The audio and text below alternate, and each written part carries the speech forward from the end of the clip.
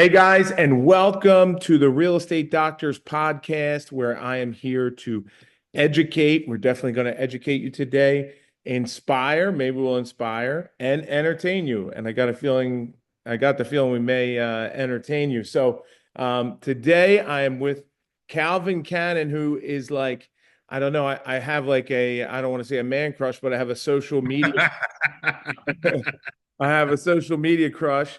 Um, I haven't been on social media that long, it's relatively, actually, it might be coming up on like 2 years, but when I first got on, somehow I got to you.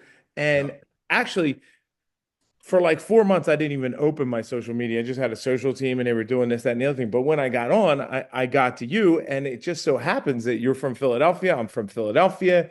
And I don't know how our paths did never crossed, but you know, I've watched your content for like a year and a half now, and I really think it's the most authentic, real. I'm sure you get this from people all the time because it really is. Um, it's real, man. Like you're in the houses and you tell people what not to do, and you show people like, big things that can happen to you. So it's super real, and hmm and I can appreciate that. And honestly, you post interesting stuff about the news, and I'm forever watching your stuff. So I love, guys, if you don't follow him, we'll put like a link below. I think he's got great content. And so Calvin, and Calvin and I talked on the phone one time, probably like a year ago, and we try to catch up, but you're a busy dude. I'm busy. And Yeah. so really, guys, I don't know much about him, and I'm gonna just ask questions. I asked him, I know you're a cool dude, when I was like, hey man, I don't have any premeditated questions, and you were like, yeah man, just shoot, we'll talk real estate. So Talk real estate. um Yeah. all right, man. Thank you for being on the pod. I hope Yeah, we're gonna kill it here. sure. So why don't you just tell us, kind of like, how you got in the game, and I love your hats and stuff like that. And but anyway, how you got in the game, and there you Absolutely. go. I mean, you can't beat that, man. I got to buy a hoodie from you. So Sure. how you got in the game, and how you got to where what you're doing now and what you are doing now. So Absolutely. let us Absolutely. know. Yep, yep. So first and foremost, Doc, I want to say thank you, man, for having me on your podcast, sharing me with your audience. It's always a pleasure, man. I watch your stuff as well. Even though you only been here for 2 years, man, you're making a lot of impact on social media, and I definitely want to take my hat off to you and give you your flowers because you're doing amazing out there, man. And the first time we talked, and I share your stuff and I watch your stuff, and you're from Philadelphia, and this is not just for people that's in Philadelphia, but Doc got the sauce, so. Even though you're out there where you are, but he's from Philadelphia, originally from Philadelphia, guys, and a lot of people from Philadelphia, they say it's something in the water when it comes to real estate, and Doc definitely has that, man. So I definitely want to thank you for having me on your podcast. So for me, getting started, man, I might not look it, but I got started in real estate in 1991, going to Temple University. I didn't really have an idea of going into real estate except for I wanted to get out of my parents' house, right? I was a young kid. My parents was pretty strict. I was going to Temple University. I stumbled across my first property because I wanted to be on my own. I wanted to be my own man. And how I got the money to do this, is a funny story. Whereas though I took my college stipend check, like I don't know people that's still getting those, but back in the 90s and 91, college would give you a stipend check for room and board, also for like, food and buying your books and stuff. So me, just, being a young kid that I was, I filled out the paperwork late. So that semester I filled it out. I never got the money. And then that semester went into the summertime. And then I got the stipend check, which was $5,000. And I'm like, I'm rich. Like I hit it, right? I paid it. So I took that $5,000. I bought a duplex at 32nd and Cecil B. Moore. So those who from Philadelphia, you know exactly what I'm talking about. Is right off the college campus. I paid $5,000 for it. I didn't have any more money. This place, the windows were broken. I used a sofa to block the front door for locks. All I wanted to do was get out of my parents' house. So I got that property back in 91, 92. Stayed there for like 6 months to a year. Did my own little stuff, a duct tape with electrical wires for my light switches. I was doing my my own painting. I had like a little nail to block the windows from going up and down.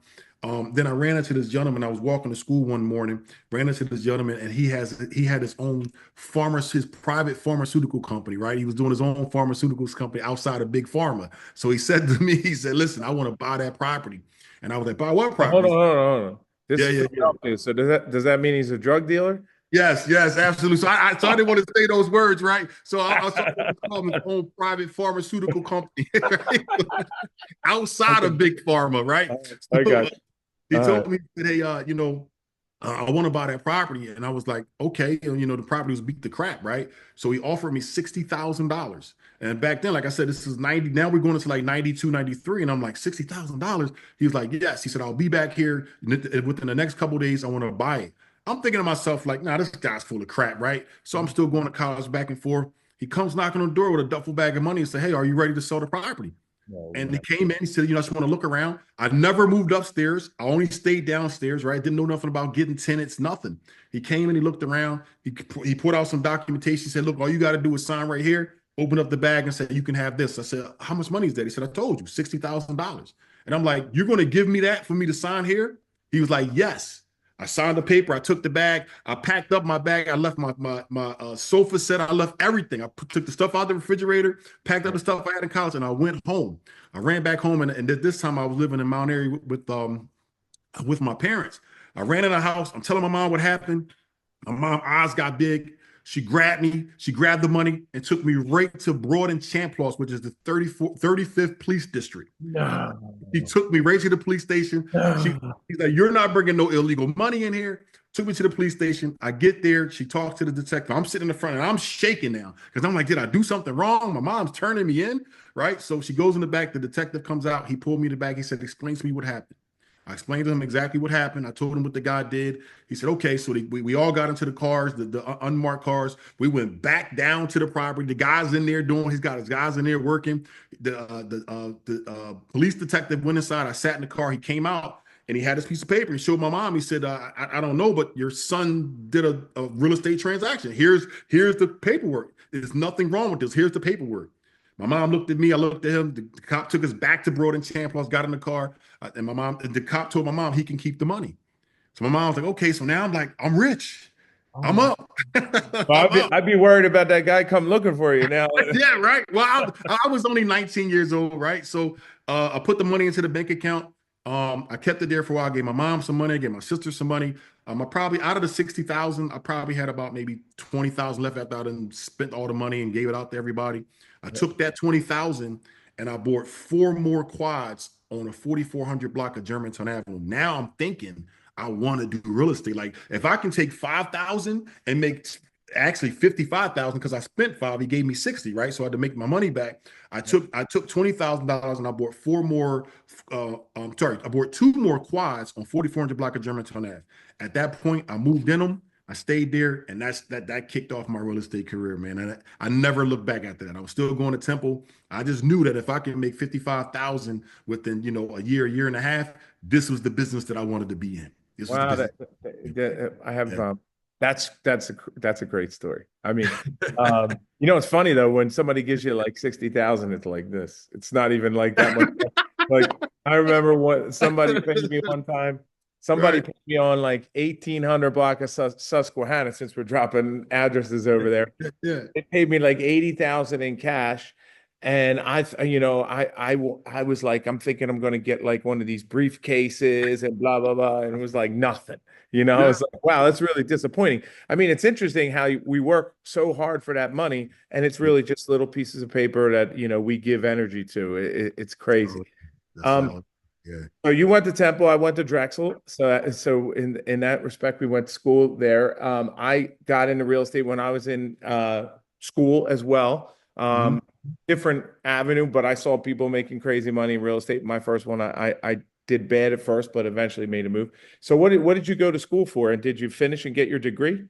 Yeah, so I actually went to school for criminal justice. I wanted to be an attorney. I did my 4 years, but I didn't make it to law school because the money was just looking too good in real estate. Yeah, So I yeah, mean, my parents are a little upset about that, but I'm like, listen, the 4 years that I went to school, I graduated. I started working a 9 to 5, so I was in corporate America for a little bit. I was a district manager for Pathmark Supermarkets for those who might have seen that around for a while. I worked for them for a few years. Pathmark Supermarkets filed bankruptcy. They closed up. Then I went to Rite Aid Pharmacies for like another 2 years. I was a district manager over there. And at that point, I'm just like, look, like, I'm making $100,000 a year, but I'm making $60,000 a year flipping real estate. So I'm just like, things are just aren't, it's just not adding up. I stayed in corporate because I was afraid of not being able to have medical coverage. And it kind of hit me at a real sensitive time because when working for Rite Aid, I wound up catching cancer. So I had cancer. Right now, I'm fighting cancer. I'm doing real estate. I'm working my 9 to 5.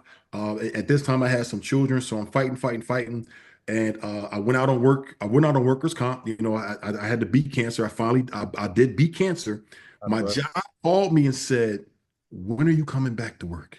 I said, "Excuse me." I said, I was laying on my death, and you're asking me when I'm coming back to work. So I was like, hey, I'll be back in a few more months. I get back to work, and I was out of work for about 6 to 8 months. All the work for 6 to 8 months was piled up on my desk, waiting for me to get back to work. And I sat there, I prayed, and I said, listen, I can't do this anymore. This job stressed me out so much. I said, I can't do it anymore. So I said, you know what? I got to bet on me. I packed up my stuff. I left. I respectfully fired my boss. And I never looked back. I never looked back. And I put everything that I had, every dime that I had inside of real estate, and I just bet on me. And that year, I'm sorry, the following year, I doubled my salary. I was getting $100,000. Right now, this is before taxes, right? So I don't want people thinking like, oh, he made 100,000, now he made 200. No, this is 100 before taxes. So I probably took home maybe about like 70, somewhere around 70. I doubled that the following year doing real estate, betting on me. And at that point, Doc, I never looked back. I never looked back, man. I was Man, done. that's an inspiring story. So how old were you when you made the leap? So I was probably about in my 30s. I was in my early 30s when I made that leap and I jumped off. And I always did real estate since I was 18, 19 years old, but I never took it serious. I never did full time.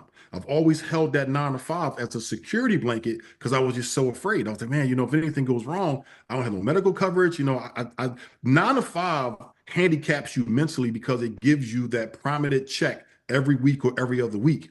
Real estate is putting money in the barrel, right? So you got to put money in the barrel, you got to send it off, and then that money comes back. So I was always afraid. But then I just said, you know what? I just got to bet on me.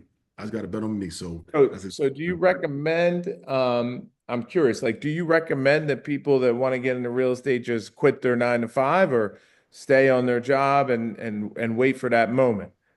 That's a great question, Doc. So I tell people this all the time. Your 9 to 5 is your first silent partner as an investor.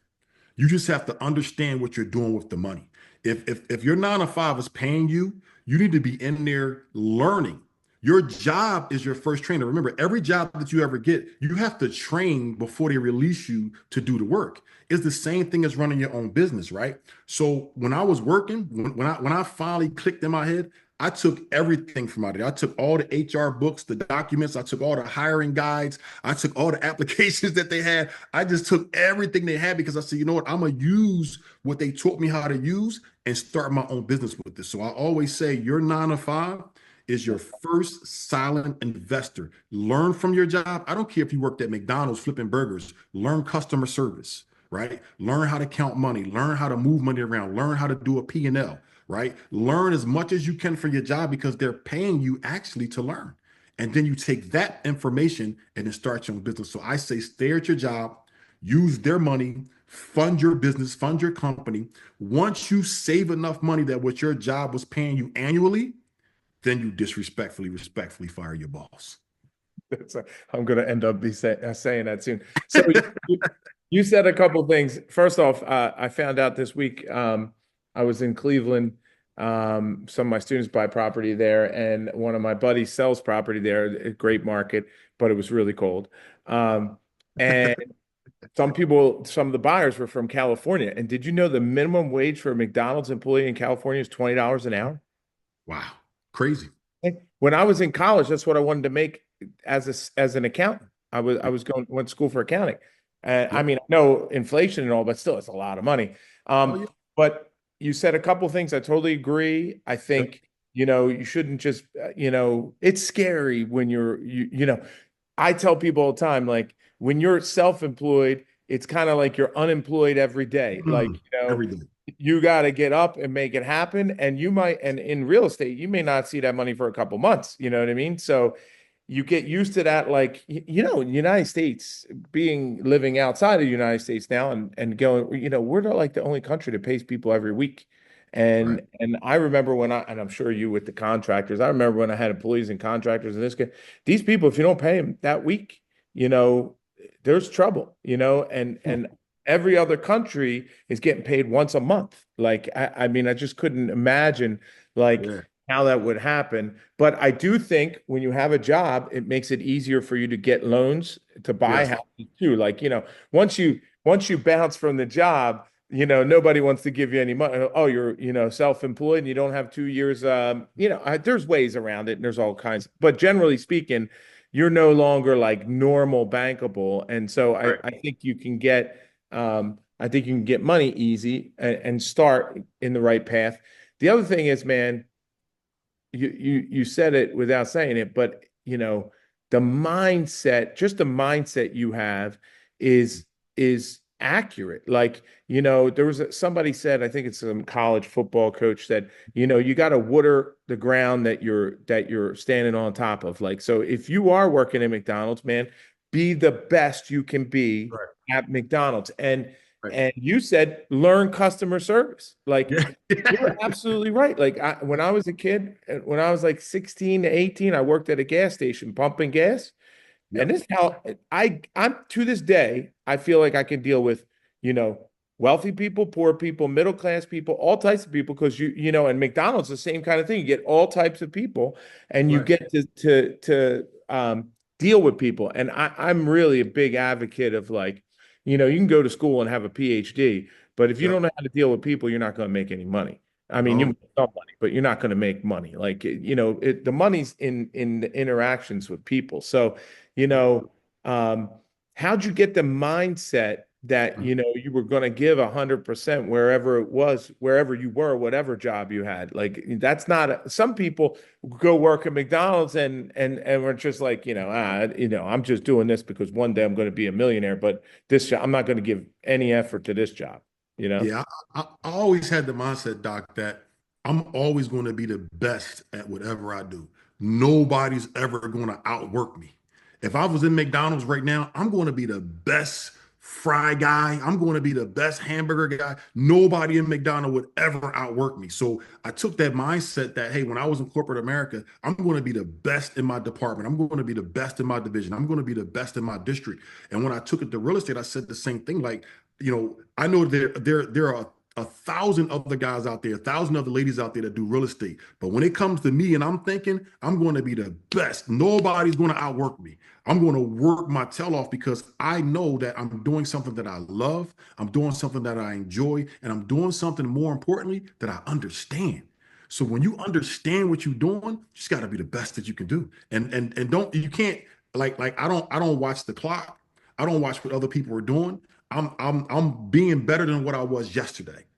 That's my total goal, right? And one thing you said too, I always say is that money grows on trees when you plant seeds. And my goal is to wake up every day and plant that money seed, not for me to eat the fruit from the tree, but for my children, my loved ones, the people. When I'm long gone from out of here, I want to have so many trees around here that everybody can eat because I put the work in.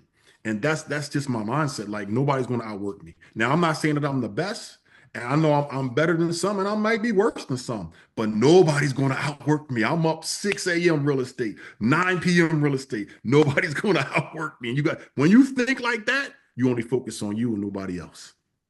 Well, it means you enjoy it, I you have a love it. passion for it.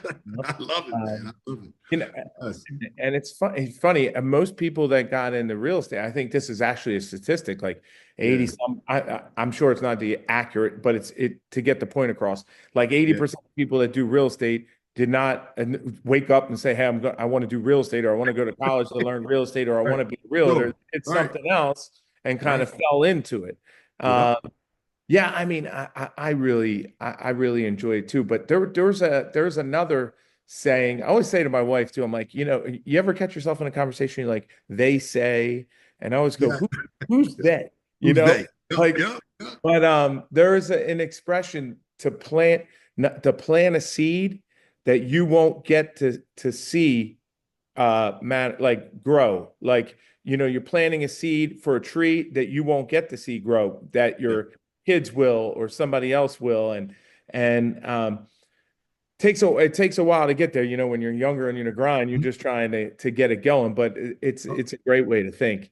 And your mindset, like, have you done, I can tell from talking to people, like, you have a now you have a different style. It's not normal for people to think like you think. But what I Right. notice is most successful people and a lot of people that are self-employed, we have to motivate ourselves. Like, Yeah. there's nobody like a lot of times when I'm coaching somebody, I know who's going to succeed or not going to succeed, just in 2 weeks, because if you say you want to do something Yep. and you don't do it, you're never going to succeed, you That's know? right. Yep. So was there a mentor that you had along the way? Is there somebody that like, how'd you get your mindset? Because I can tell it's not a normal mindset. Yeah, so I had a mentor by the name of Mr. George Anderson, and he's actually living in Florida now. But that was my mentor who taught me how to understand and respect time as well as real estate, right? And one thing that now he didn't teach me these words, but he taught me this thought process, right? When I first started, like I didn't have the best credit score, right? So no, and most people don't, right? He said that whatever your credit score is the time you need to get up every day. If your credit score is a 500, you need to be up at 5 a.m. If your credit score Wow. is a 600, you need to be up at 6 a.m. because you need to be figuring it out. There's no way you should be sleeping past your credit score, right? Now, when I thought about that, and then he always taught me too, because like when I first met him, I was a young kid spending money all over the place, and I was driving this Jaguar, and I was a licensed realtor at the time. And how I met him is that it was a property that he wanted me to sell for him, and I had the buyer, and he was actually the investor and the seller. And he came over to my Jaguar and he tapped on the window. He's like, "Hey, can I have a word with you?" And I'm like, "I'm on the phone," because I was literally on the phone. I was like, "I'm on the phone," and he's like, "This arrogant guy." So and I wasn't meaning to come off like that, but when I'm talking to somebody and I'm conducting business, I'm giving them my undivided attention. And he waited there, and I didn't know how big this guy was. This guy was a major builder in Philadelphia, but I didn't know this. So I got off the phone. I wrote him and I said, "Hey, how can I help you?" And he's like, "Hey, are you showing that property right there?" I said, "Yes, I have the buyer coming." So he's like, "Okay, when you get done, I'll have to have a conversation with you." And I'm like, "Okay." So the buyer came, me and him conversed. He said, "Here's the number that I want for the property. I'm not taking anything less." And I'm like, "Well, excuse me. Well, we're going to be putting an offer in, and you can evaluate the offer, and we can take it from there." So he's like, "Okay." So I rolled my window up. He walked away. So we never had a conversation again. Not that day. My Uh-huh. buyer won the bid. So the buyer was going to buy the property. We get the settlement. Now he has his agent. I'm representing the buyer and he's the seller. So there was something wrong with the property where the HVAC or something was going off, and my buyer's like, "Hey, I don't want to buy it," and I'm looking at him like, "Listen. Here's how we're gonna get this deal done. You're gonna give them a 1 year warranty covering the HVAC is going to cost you about $500." I said, "This is very very simple. You do this, we can get this deal done." He's like, "Okay, cool, I'll do it." So we signed up. Everybody signs off. I'm leaving. He's like, "Hey, can I have a word with you?" I said, "Sure." He said, "Listen, I got 15 more of these." He said, "I like your style.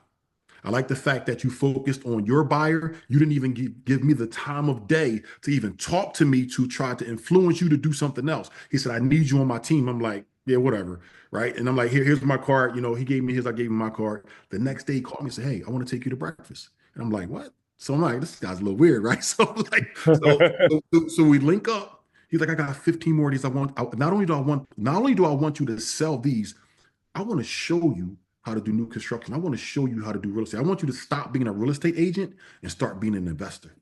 And from that day moving forward, he called me every single day. Wow. Every single, "Hey, what are you doing today? What are you working on? What did you do yesterday? What are you doing better for yourself? And I'm like, what? Like this, he just took a liking to me. And every day he applied pressure on me. Every day. Taught me how to Lesson. stop going to the bank to get money as far as like so my first deal was an FHA deal. He said, I want you to do two of those. After you do that, then I want you to come over here and learn this private money. Then I want you to come over here and learn hard money. Then I want you to start saving up your money and put more skin in the game. And every day he pounded on me, man. And I was just like, this guy, I don't know why he took a liking to me, but those lessons I remember even till today. You wake up at your credit score and you're better than you were yesterday. Today has to be better than things you do today got to be better than the things you did yesterday. And I always kept it in my head, and that changed my mindset. You know, Man, that is a blessing to have somebody like that. Um, and we don't know his motivation, but I can tell you that what I like about successful people, and a lot of people have the wrong perception of success. Successful people, we're not in competition with anybody else. When we see us before, we want to help people. You know what I mean? Because we didn't have that kind of help. So that's probably what it was for him. But you said something, man, that I think is very important. I want to stick on. Is probably not what you thought. You yeah, said, listen, when I'm talking to somebody, I'm 100% with that person, right? yes, And this 99% of the world is not like that. Like you cannot, people say, oh, two things I hate. They say, oh, well, you could do two things at once or work-life balance and all this. It's all BS. You can only do one thing great at a time, you that's know? So, right. That's so right. and really I was faulty of this. I used to do calls with people and I'd be texting other people and I'd be doing this and I'd be doing that. And you're not serving the person you're in front of if you're not giving them 100% of the attention. And That's also right. you're missing a lot because, it took me to get older to realize that, you can learn more from listening. They have that you have 2 ears instead, of Where's one my mouth? mouth. Yeah, yes. But this really true. And if you're not really, because you can't be texting or doing this, like I feel like, so if I go over here like this, I'm writing notes on things Absolutely. Yeah, say yeah, that I yeah. want to come back. I don't Yeah, want to even be disrespectful to somebody that way. sure. If I'm with you, I'm with you 100%. Yep. And I think it's a life-changing thing. Like and what you just said it like nonchalantly. I'm telling you, like you have an amazing mindset. And you know, so let me, I guess we should talk about like what, because I could go, dude, I could probably go down a long rabbit hole on your mindset because it's Yeah, really sure. intriguing to me. But let's talk a little bit about like what do you do? We didn't even talk about that yet. Sure. So what do you Absolutely. do? What do you do right now? What are you an expert in? Yep. Yeah. So that. Yeah. So for me, guys, so what I do the cash flow roadmap, right? So one of the things that I focus on, and it took me some time to learn, was the process in real estate that helped me elevate to the next level was learning how to buy, flip, hold until my cash flow supersedes my flips. Now I know a lot of people are like, yo, that was good, but just break that down. Yeah. That I'm even saying you know, that. so basically what that means is that typically when most new investors or even somebody that's interested in getting into real estate start off, we watch so many people on social media, right? And we automatically want to just jump out and do exactly what they do. But one of the things that people don't understand when you see people on social media is that that was a process, right? Some people started like their first FHA property. Some people started off because they had some money from a family member, and then some people just got it out of the mud, right? So one thing that I tell people is that getting into real estate, my first property that I purchased, besides the $5,000 profit, I mean the $5,000 property that I stumbled across. Now I wouldn't put my family there, right? So the first property that I ever bought with my family, I went FHA, and I tell people this: you want to stop looking to buy the property that you want and look and buy the property that you need. So when I did my first deal, I was taught by George to get a duplex property. So I bought that property. It was a duplex, moved in it, stayed there for a while, waited the year, the 12 months, moved out of that, rented it out, then went to another property and I flipped it. So that's where I get the buy flip from, because a lot of times we run to the bank so much and we want to run to the bank. And don't get me wrong, I do go to the bank to get mortgages if I have to. But what I'm talking about here is when people run to the bank to get their deposits and their down payments. This is where a lot of investors go wrong, because social media is telling you, hey, you can get a credit card, you can liquidate that card, you can get a business line of credit, you can get a HELOC line of credit, you can get all of this funding to get you started in real estate. But what they're not teaching you is that you just took a loan to get a loan.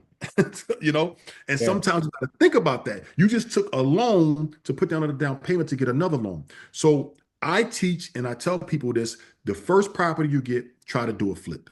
If you do that flip, you get the property, you acquire it, you fix it up, you flip the property, you take the proceeds, you 1031 exchange it, and then you go buy your hold. You should make enough profit off of that to buy a hold and another flip. That's where the buy, flip, hold comes in at. So for me, I feel like I've mastered that strategy, right? I know a lot of people like the Burr method. I love and enjoy the Burr method as well. But when you do the Burr method, right, your debt is doing this. Now there's good debt and then there's bad debt. So your debt is doing this. If you don't do the right thing with this debt, you're never going to get the debt to come down this side. You're always going to just keep climbing, and you're force appreciating, and you're holding on to the appreciation. For me, I'm doing a Burr, but then my flips are coming in and I'm compounding to get some of this debt down off of some of the flips by taking care of those balances, and I'm living off the cash flow. So that's buy, flip, hold until your cash flow supersedes your flips. And Okay. that's the thing that I do. And you mean that the cash flow you make every month from rentals is higher than your flips? Eventually, yes. Yes, that's the ultimate goal. Okay. So it's funny. I definitely, we all have our own roadmaps. Yeah, yeah. But first off, if you just do the Burr method, you run out of money. Like, even because a Burr method, even we all show like, hey, it can be perfect, and it can be perfect where you get like all your money back, but that doesn't happen every time. So you take a little bit, and it's better than doing a traditional model where you're putting more down, more down. But if Yes. you aren't, what's the word? If you're not like refreshing that bank account with some money, That's right. you're doing it with flips or wholesaling or whatever, then you're going to run out of money. Mm. So I have a similar thing. I tell people, I'm like, you should do some flips, and those flips, you should take that money to buy burrs and this, that. And then when you get to a certain point, man, you buy a house and 5 years later it's worth three times the money. And you're like, all right, let me cash out of that one. And I have done in the later, in the last 10 years, is I've gotten all my mortgages down to 50%. Now I'm not 100, but I've been points where I'm sure I was like 90%, and it's For just sure. it's just a matter of where you are. But man, you had something with the Okay, so you said flips. So I have a question with flips, because people Yep. ask me about flips all the times. So I Yep. have an expression that flipping is good when flipping is good, and flipping sucks or flipping is bad when flipping is bad. Yeah. So, you know, in this market with 8% rates, with no houses selling, blah, blah, blah, blah, blah, are you still flipping? And if so, what is it that you are flipping? That's a great question, Doc, because guess what? You know what people say all the time?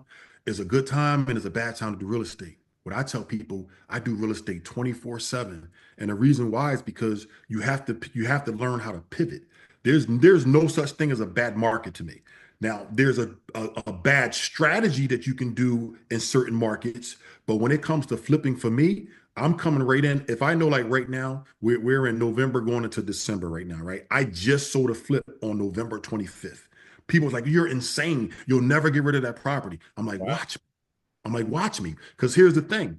I'm going in, most of my flips are about 1,200 square feet to 14. I never go over 1,400 square feet because I just can't afford it.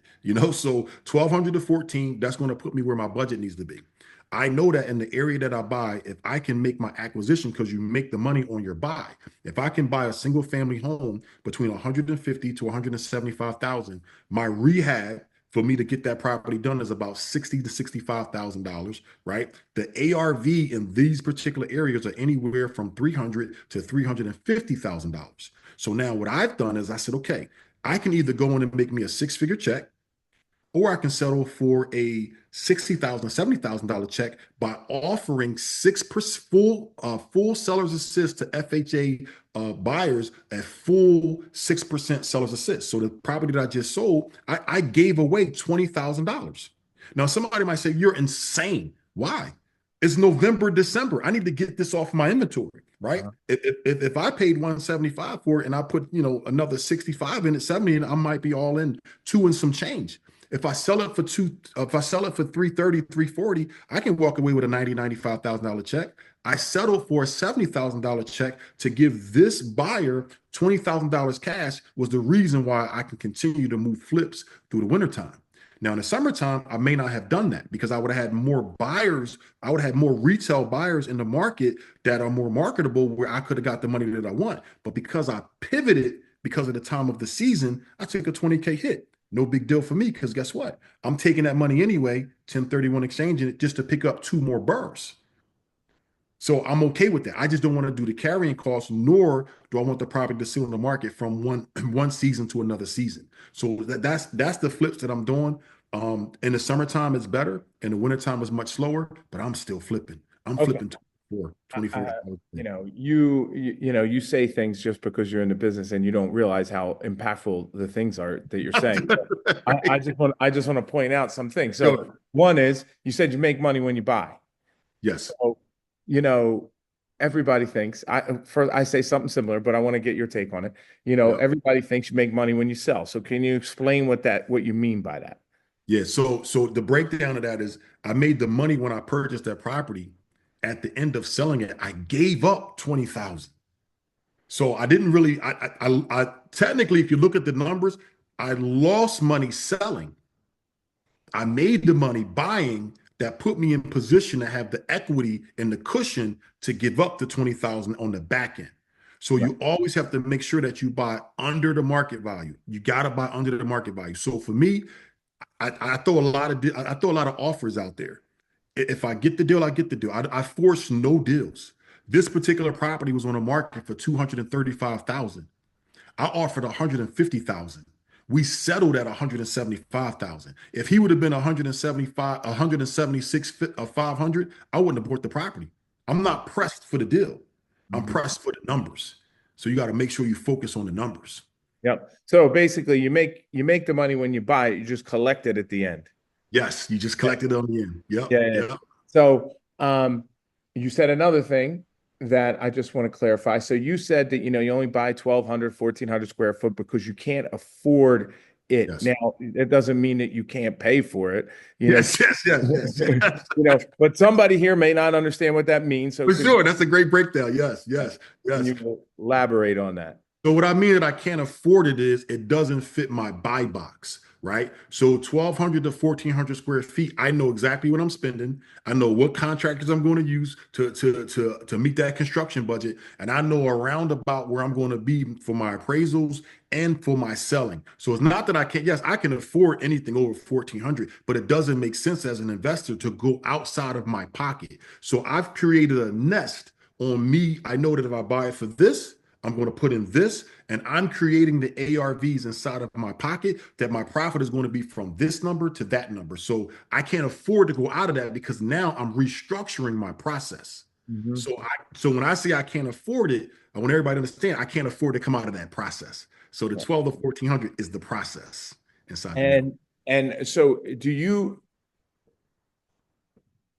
flip only in a certain area of the city? Or would you flip anywhere in the city?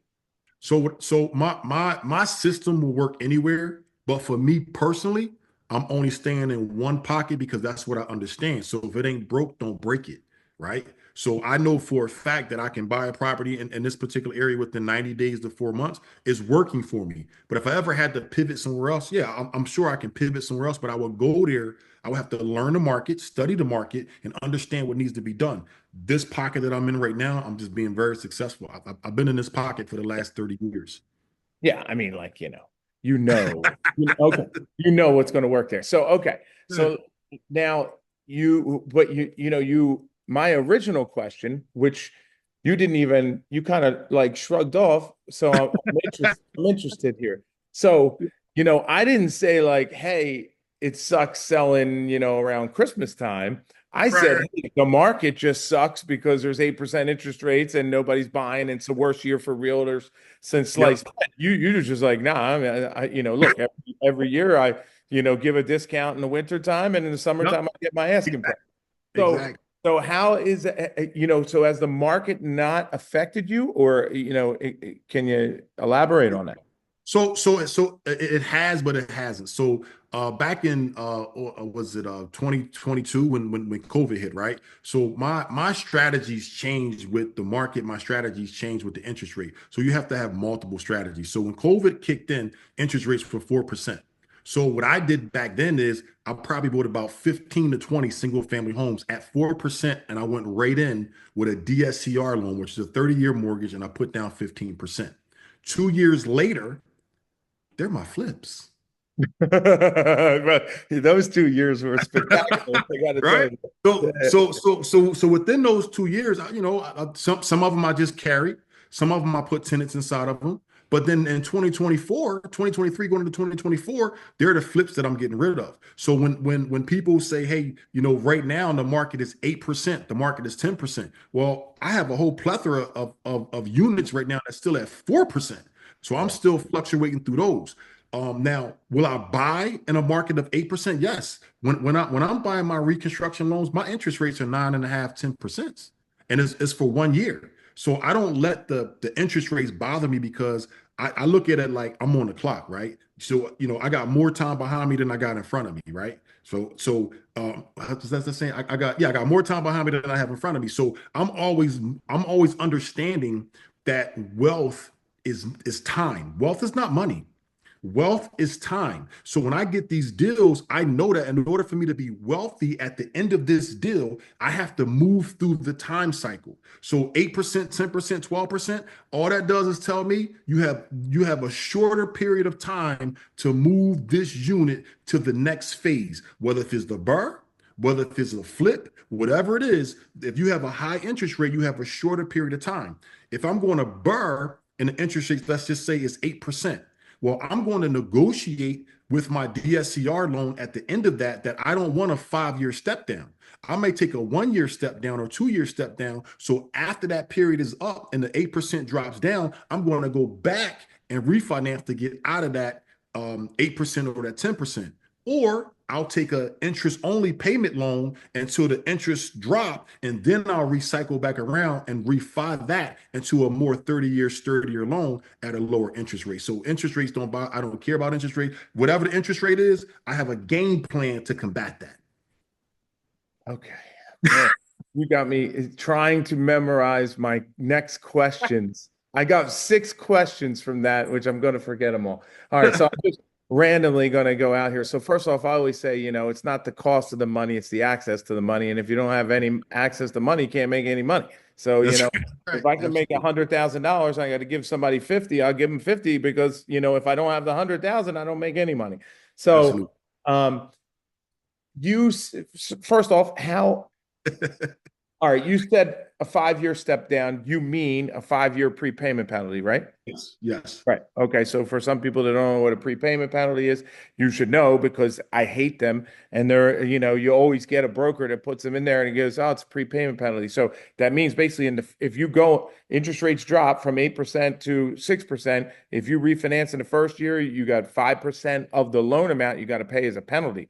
And the Yep. second year, 4, 3, 2, 1, and so on. But yeah, so you like, you're okay with like 1 or 2 years. Me too. I'm One or okay. two. Now I'm just curious too, because what I know you said you don't care what the interest rates are, and I generally don't care either. If it cash flow and 8%, that's great. Because if it goes down, then I'll make more money. If it doesn't, hey, I'm already making money. But what do you think will happen with interest rates in the next year or so? Yeah. So I think right now, the last time I checked, they're probably like hovering between 7.5, and then depending on your credit score, you might be at 8 right now. I believe that the interest rates are going to start creeping down. I think with the new the new change of power of presidency, Our new leader that's coming in, he knows about interest rates. He knows how to fluctuate those interest rates to get the market and businesses where they need to be. That's like a gift that he has, because all he knows is business, whether he does good business or bad business. He knows that he does business, right? So I believe that those interest rates are going to start coming down. Once they start coming down, I think that at some point they're going to plateau. I don't think they're going to. We wouldn't. I don't believe that I will ever see 4% again that we seen back in COVID. I think those days are over. That was a fluke. And if you didn't take advantage of it, you might get close to it, but you're not getting that 4% again. Do I think it's going to drop under, the sevens and hover between the 5.5 and 6? Absolutely. But, for those who are seasoned investors, when that dropped down to 4%, I thought something was wrong. I took money out of everything and bought like crazy, because I've never in my life seen that low for investors. I'm not talking FHA. I'm not talking NACA. I'm talking investors. To be at 4% was unheard of. So when interest rates are at 9, 10, 11%, that's what I was used to back in the 90s getting properties. That's what I was used to in early 2000 getting properties. So I already had a system that can function through those 9, 10, 11, 12%. It's only recently that when the interest rates started coming down, I'm happy. 8% to me, I'm okay. Yeah. 10, 11%, I was doing that years ago. So if you coming down to 8 and you come down to 6, ball game. So I believe that more seasoned investors that have a little bit more time in the game understand that 8% means nothing. I think it's the new investors that's coming in, because they came in at that 4%. So they came in during COVID. Now they're seeing that 6, 7, 8. They're like, oh my God, the interest rates are just going through the roof. No, hello, go back and look at some of my HUDs I had when we was 10, 11%. So I think it's the new investor that's a little shell shocked. I don't think it's the seasoned investor that's shell shocked. But as those rates are coming down, I believe that you can make real estate happen at any interest rate. Is about the end strategy, and it's about your focus and learning how to pivot. Every interest, the lower the interest rate is, you have more opportunities. The higher the interest rate is, you have less opportunities, but you just got to pivot correctly. Yeah. Well said. I'm referring to they or whatever, but I looked at,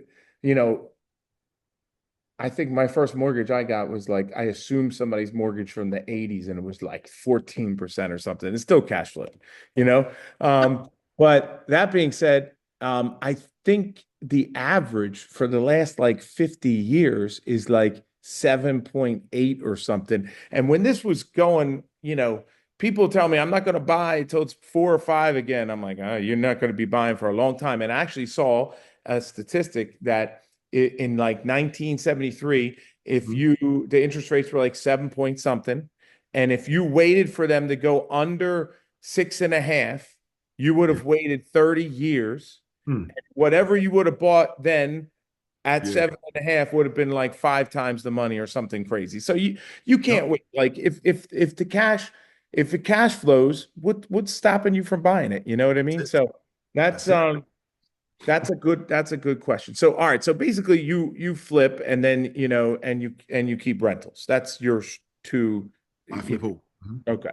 Now I don't want to. Well, okay. So you said something I think is important. I just want to make sure we dive a little deeper into it. You said it great too, which is basically like, I don't care about the market. You just need to change the strategy for the market, right? So, can you like elaborate on what you mean by that? Because you said it pretty quick, and I don't know if everybody caught that.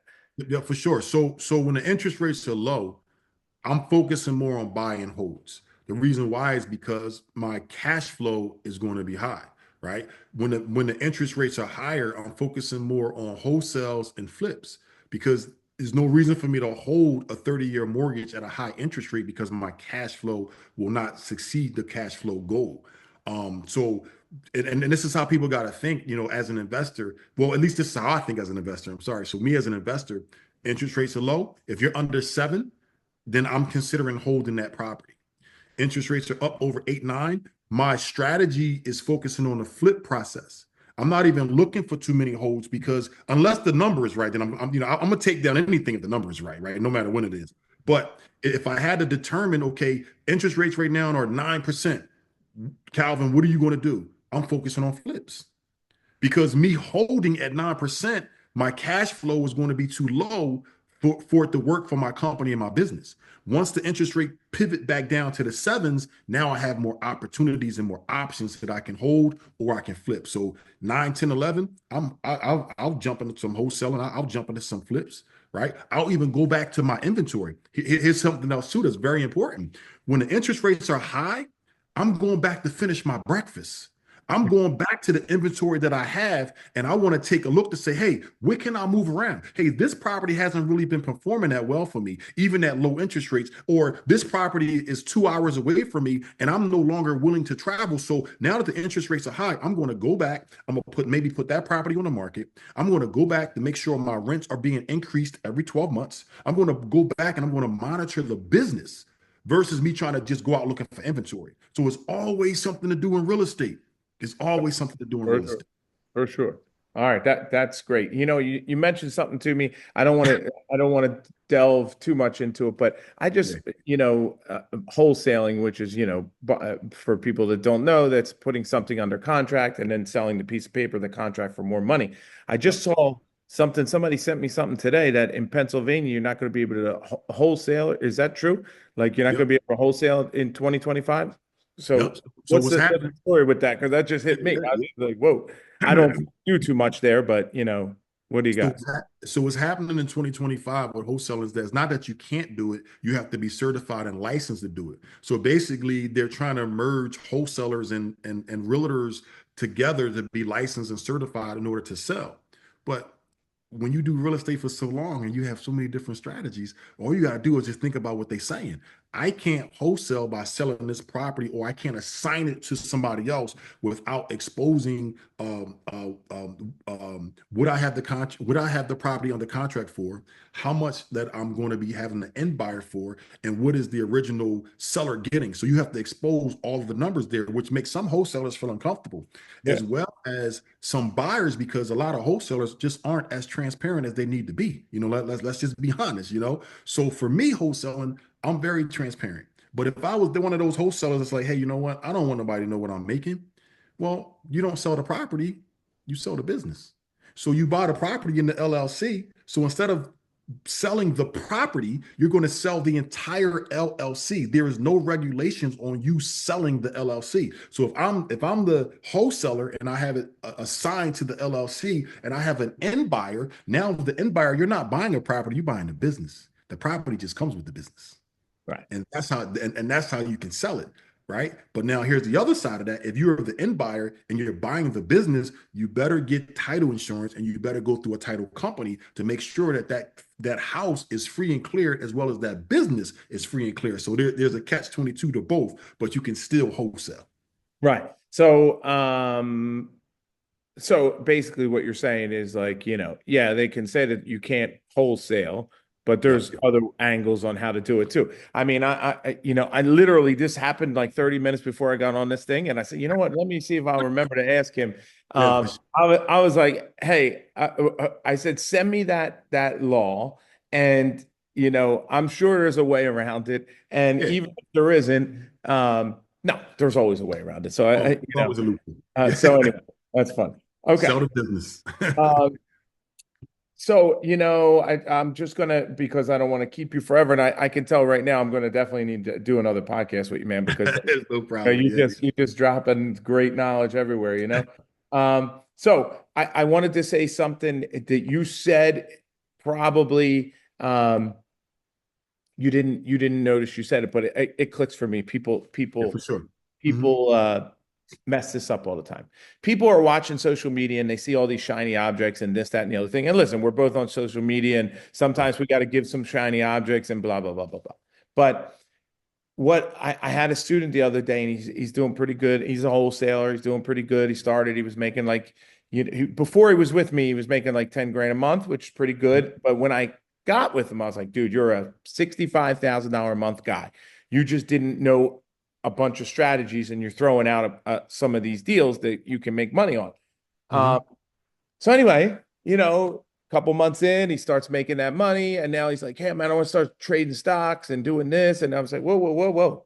I said, you didn't, you just getting good at this. You got to give it time to gestrate, I think is the word, or to basically to grow, right? Yeah. And Mhm. I feel like, especially with the TikToks and the Instagram and this kind of world, people don't realize like you got to give anything time to mature. You can't try something for 3 months and say it doesn't work. You Yeah, know, for sure. it's craziness. And you said that in one of the things you were saying. I forget how you said it, but you just can't make anything happen in 3 months. Like, I mean, can you have like one-offs, but you can't give up in 3 months on anything. So I just wanted to point that out. Sure. Did you see the movie? There's a reason I'm asking. Did you see the movie Red One yet with The Rock? It's about Santa Claus. Yes, I saw that. You saw it? Actually, my son, I didn't even know what I was watching. My son was like, "Dad, we're going to go see this movie," and I'm like, okay." So we went, and yes, I saw that. Matter of fact, I saw it last week. Oh, well, I saw it last night. And did you notice in the beginning Santa Claus was in Philly? Yes, Yeah. Oh yes, my God. I was yes, he was, and yes. I'm sorry, I have to give a little Philly love here, and got my Eagles cup, and he goes. So this is a crazier thing for me, right? So he Yeah. says, "Oh man, I love when we come to Philly," and I'm thinking, okay. And then maybe we'll get a cheesesteak before we leave, and then The Rock goes to give the reindeer food, and they're all like, "Yeah, yeah, yeah," and he throws them all soft pretzels. I was Yeah, yeah, yeah, yeah, yeah. He was tossing them out. Yeah, it's like, yeah, yeah, yeah, I yeah, was yeah. Yeah. dying. So for having another I saw Philly it. guy. But later when they're like, we got to find where this guy is. They go, Yeah. oh, well, I back traced him to Aruba. I was like, are you kidding me? And I was in a movie theater in Aruba, and the whole movie theater is like, Go whoa, crazy. Yeah, go crazy. so at the Yeah. beginning was Philly and the middle was Aruba, but that was definitely not Aruba in the movie, just so you know. Um, but yeah, I wanted to mention that to you. So Yeah, for sure. I um, love it.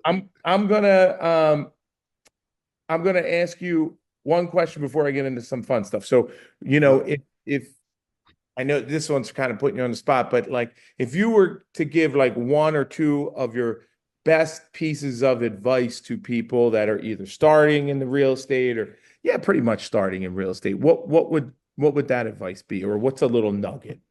Yeah. So the one best advice that I would give to everybody out there is this: real estate leaves residue, and a lot of people's hands are too clean. And what I mean by that is that if you're just getting started in real estate, don't try to do this by yourself.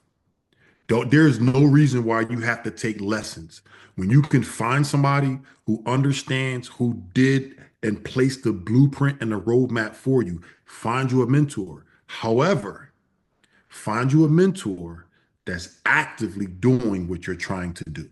Don't just find a mentor because they talk a lot on social media, or they're driving around in a Bentley, or they're driving around in all these fancy stuff. Don't get hit with the shiny object syndrome. Find you somebody, and the first thing you say to the person that you're interested in, hey, what you're going to teach me, are you currently doing it? And if so, can you show me? That's Can you great.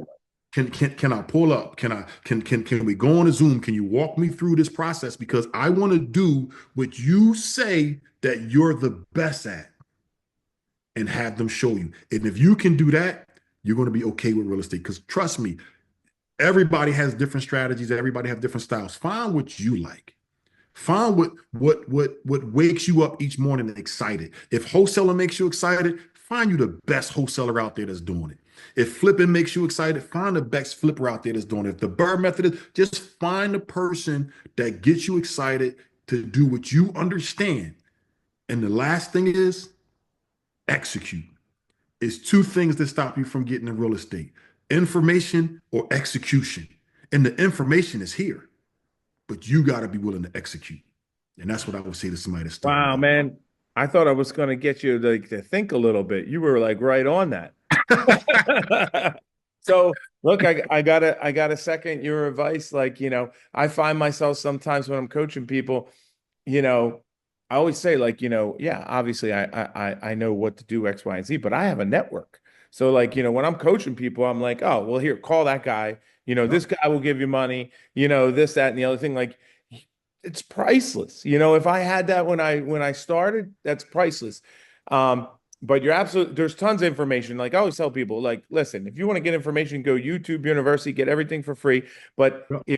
if you want to execute, you gotta make it happen. You gotta get up and do it. And we're getting, people always have these goals and they say they want to do this, but you're kidding yourself. If you say, yeah, this is what I want to do, you got to make a plan. And my coach says, not one day, but day one. Don't talk Mm, about what you're going to do one day.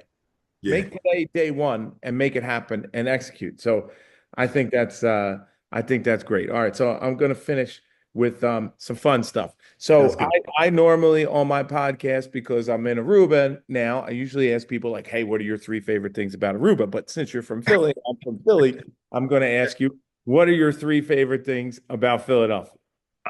Three favorite things about Philadelphia. One, cheesesteaks, the best cheesesteaks in the world, right? Two, and I know people are gonna be like, he's crazy. People from Philadelphia. Mm. People from Philadelphia are the most raw group of individuals. If they like you, they love you, and if they hate you, they hate you. So I love that about them because of the fact of there's no phony in between.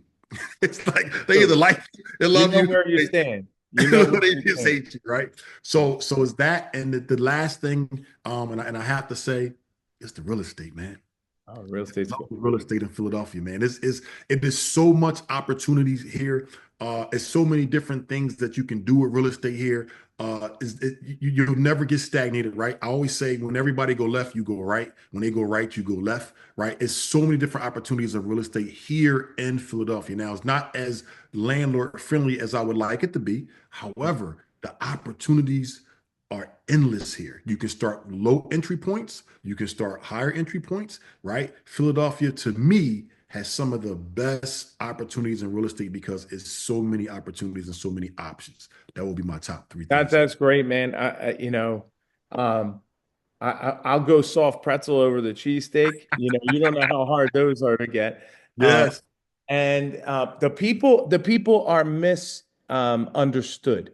Yeah. I always tell people like you can walk in any part of Philadelphia, and people look tough, but if you're like, hey, how Yeah. you doing? Yeah. Everybody will talk to you. And I've been to other places in the country where you say, hey, how you doing to people, and they act like they didn't hear you. So I think people in Philadelphia are certainly misunderstood, and the real estate in Philadelphia, you know it's gone through, like, man, it's like night and day from 30 years ago. But it's a big city, but it's a small city, Mhm. and there's you can do so much there, and but there's so much more to do. Yeah. And it gets a lot of that, like, when I was living there, I was living in Northern Liberties, and I started hating that, I was getting a lot of Giant fans because a lot of New Yorkers were moving down, because it's Yeah. cheap, so Yep. Philly is a nice city, but no, I don't know what the number is, but maybe it's half the price of it's probably less than half the price of New York, and you get the same quality, you get to live in a city. So I think there's a ton of opportunity there too. Mhm. And come buy stuff because it'll help my appreciation over there, guys. So, Oh, there you go. There you so go. I mean, man, you got some great nuggets. Anything you want to drop here, to end Sure. this? Absolutely. The one last thing I would say, guys, is uh, come up with a goal, come up with a plan, stick to it, and execute.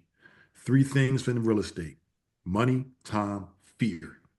You have the time because you're watching this podcast right now. So that means that you're very interested in getting into real estate, right? Money. If you can find money to do all the other things that you do on the weekends and all the other things that you do running around, you have the money to invest in yourself. Your best investment is within you.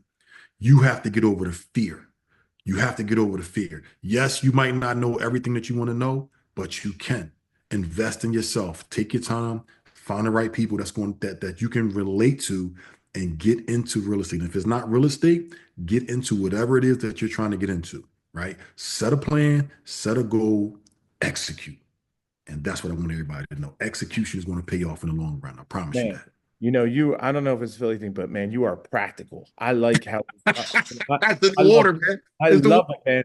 Yeah. You know, Man, this has been great. We have to do it again, and you have to For come sure. to Aruba.